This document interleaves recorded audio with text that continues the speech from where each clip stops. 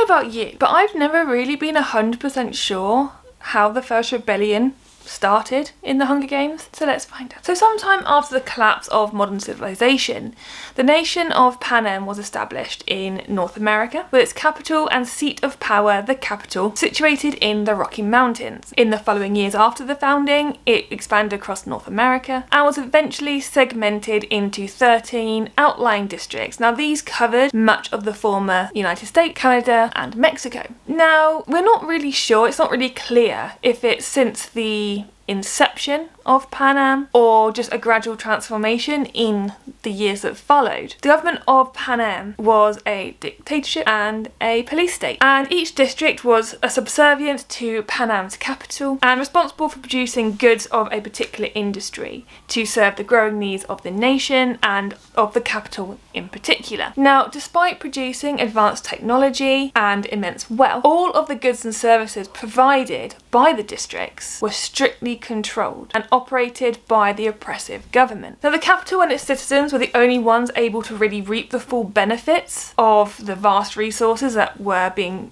generated by the 13 districts of Panem. Now, this was largely at the expense and the detriment of those other citizens, and they had no say, no control, and for the most part they were extremely impoverished. Now, the oppressive nature of this over time actually started to sow the seeds of resentment amongst the people against the ruling government.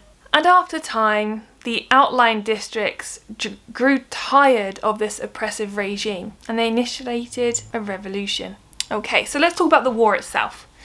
So students at the capital's academy were taught that rebels from District 13 had actually initiated the conflict. They were disseminating arms and communications to other rebels throughout the districts. Now, not much information was there about the actual scope of the conflict and the details around it, but it's possible and most likely that the war raged across the whole country with multiple fronts in most and if not all of the districts. It's also safe to assume that there were losses on both sides, as well as immense devastation to the infrastructure of many of these districts as well. A few months into the war, the first air raid on the capital immobilised the city for several days. Each citizen was actually assigned a bomb shelter near their house. However, the capital surveillance system actually relied on electricity, and rebel interference in District 5 would cause blackouts. Under these circumstances, the air raid sirens were unpredictable and they were completely unreliable. So citizens were often caught off guard and had to find shelter wherever they were at that point. In addition, the capital would actually hold executions in the arena, and this made them a sitting duck for air raids from the rebels. Now, alongside the regular military units you'd expect from war, the capital also used mutations to aid their efforts. So tracker-jacker nests were strategically placed around the districts, a bit like landmines, but they could actually be sedated by smoke. In districts 9, 11 and 12, jabberjays were used to spy on rebels, but a simple way to counter this was just to feed them false information. Rebels were able to sustain the fight on their side because they had all the arsenals and the military supplies from District 13. For the last 2 years of the conflict, the capital was under siege and therefore they were entirely cut off from outside supplies. And this resulted in food supplies running low, and people were really desperate. They started to sell their goods, their furniture, to have rations, or simply they would starve. Now, there were some extreme cases where cannibalism actually occurred, but again, there's not much information about who did that and who they ate. Eventually, the rebels tried to break the siege by scaling the Rocky Mountains and actually invading the capital itself. But the terrain left them really exposed to capital aircraft, and this would have most likely resulted in heavy casualties. And unfortunately, this had a long-lasting and devastating impact on the rebel forces, and it actually turned the war in favour of the capital. At this point, District 13 realised that the rebels had lost their advantage, and they decided that they were going to abandon their allies and try to survive in their own independence. So they took a massive portion of the capital's nuclear arsenal and they targeted the city. Now, understanding that Capital still had its own separate nuclear arsenal in the west, District 13 threatened mutually assured destruction unless the capital were willing to strike a deal. District 13's leaders proposed to the capital that they should be allowed to quietly withdraw from Pan Am as an independent state, in exchange from their withdrawal for the support of the rebel armies and the rebel war effort, and present the illusion that the capital destroyed the district. Now, the capital were left with no other viable alternative, and they didn't really want to escalate the rebellion into a nuclear war, so the capital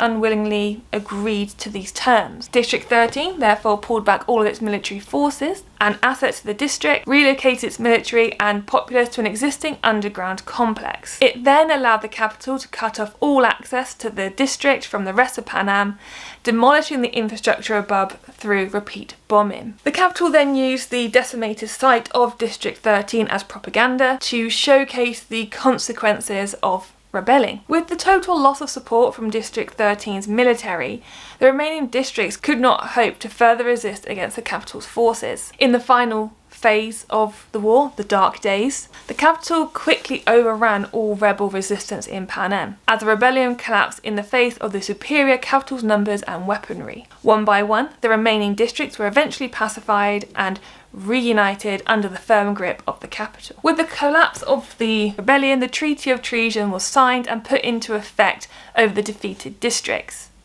The treaty imposed sweeping restrictions on the districts that curtailed civil liberties. Inter-district travel and communication was banned for the district citizenry, basically quarantining the districts from each other, and this also stopped them from being able to talk about anything between districts and therefore reduced the chance of a second rebellion happening. State surveillance was expanded and the punishment for the dissent was ruthlessly enforced by the Peacekeeper Corps as they rooted out all remaining rebel resistance throughout Pan Am. With the first rebellion having taken a heavy toll on both Pan Am's population and infrastructure, the nation began a gradual reconstruction period after the war. Now, the most prominent and long-lasting provision that was given as part of the treaty was the founding of the Hunger Games. And we all know what the Hunger Games are, and we all know the events that took place from Katniss and the second